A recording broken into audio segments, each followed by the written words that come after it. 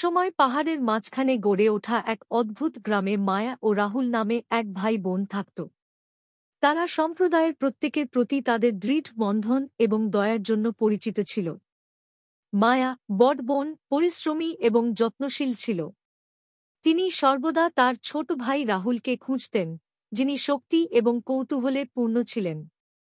ভাইবোনরা তাদের পিতামাতার সাথে একটি ছোট কিন্তু আরামদায়ক কুটির ভাগ করে নিয়েছে, যারা তাদের মধ্যে সহানুভূতি এবং নম্রতার মূল্যবোধ জাগিয়েছিল। একদিন তাদের বাবা গুরুতর অসুস্থ হয়ে পড়েন। চিকিৎসার খরচ জোগাতে লড়াই করার কারণে পরিবারের আর্থিক অবস্থা ক্ষতিগ্রস্ত হয়েছিল। তাদের কষ্ট সত্ত্বেও মায়া এবং রাহুল আশাবাদী এবং সহায়ক ছিলেন।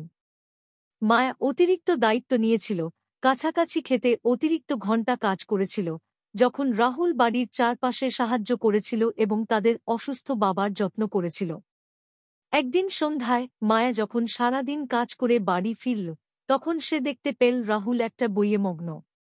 কৌতূহলী হয়ে জিজ্ঞেস করল, কি পড়ছেন রাহুল? রাহুল হাসিমুখে তাকিয়ে উত্তর দিল, এটা এমন দুই ভাইবোনের গল্প যারা চ্যালেঞ্জের মুখোমুখি হয়েছে কিন্তু সবসময় একে অপরের পাশে দাঁড়িয়েছে। ঠিক আমাদের মতো, মায়া। কথাগুলো মায়ের সাথে মিশে গেল। তিনি বুঝতে পেরেছিলেন যে তাদের সংগ্রামের মধ্যে তারা সত্যই একে অপরের পাশে দাঁড়িয়েছিল, অটল সমর্থন দিয়েছিল। গল্প দ্বারা অনুপ্রাণিত হয়ে মায়া তাদের পরিস্থিতির উন্নতির জন্য অন্যান্য সুযোগগুলি অন্বেষণ করার সিদ্ধান্ত নিয়েছে। একদিন মায়া যথেষ্ট নগদ পুরস্কার সহ একটি স্থানীয় প্রতিভা প্রদর্শন সম্পর্কে শিখেছে।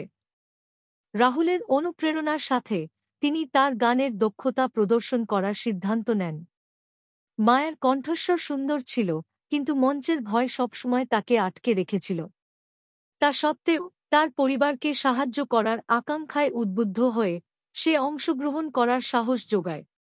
প্রতিভা প্রদর্শনের দিনটি উপস্থিত হওয়ার সাথে সাথে মায়া নার্ভাসনেস এবং সংকল্পের মিশ্রণ নিয়ে মঞ্চে উঠেছিল। শ্রোতারা তার প্রাণময় কণ্ঠে মুগ্ধ হয়েছিল এবং তার অভিনয়ের শেষে করতালিতে ভেন্যু ভরে ওঠে। মায়া প্রথম পুরস্কার জিতেছে, একটি অর্থ যা তাদের আর্থিক বোঝা কমিয়ে দিতে পারে। পুরস্কারের অর্থ দিয়ে তারা তাদের বাবার জন্য আরও ভালো চিকিৎসা যত্ন নিতে পারত এবং পরিবারের আত্মা উত্থিত হয়েছিল। মায়া এবং রাহুল একসাথে চ্যালেঞ্জ মোকাবেলার গুরুত্ব এবং ঐক্যের মধ্যে থাকা শক্তি উপলব্ধি করেছিলেন। মায়া এবং রাহুলের গল্প গ্রাম জুড়ে ছড়িয়ে পড়ে, অন্যদের জন্য অনুপ্রেরণার উৎস হয়ে ওঠে।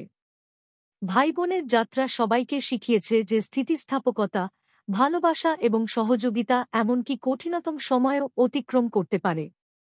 গ্রাম তাদের গল্প দ্বারা স্পর্শ করে একে অপরকে সমর্থন করার জন্য একত্রিত হয়েছিল, সংবেদনা এবং ভাগ করা মূল্যবোধ দ্বারা আবদ্ধ একটি সম্প্রদায় তৈরি করেছিল। এবং তাই গ্রামের হৃদয়ে মায়া এবং রাহুলের গল্পটি একটি চিরন্তন অনুস্মারক হয়ে উঠেছে, যে সত্যিকারের শক্তি শুধুমাত্র চ্যালেঞ্জগুলির মুখোমুখি হওয়ার মধ্যেই নয়, বরং আমরা যাদেরকে ধরে রাখি তাদের সাথে হাত মিলিয়ে তাদের মোকাবেলা করা।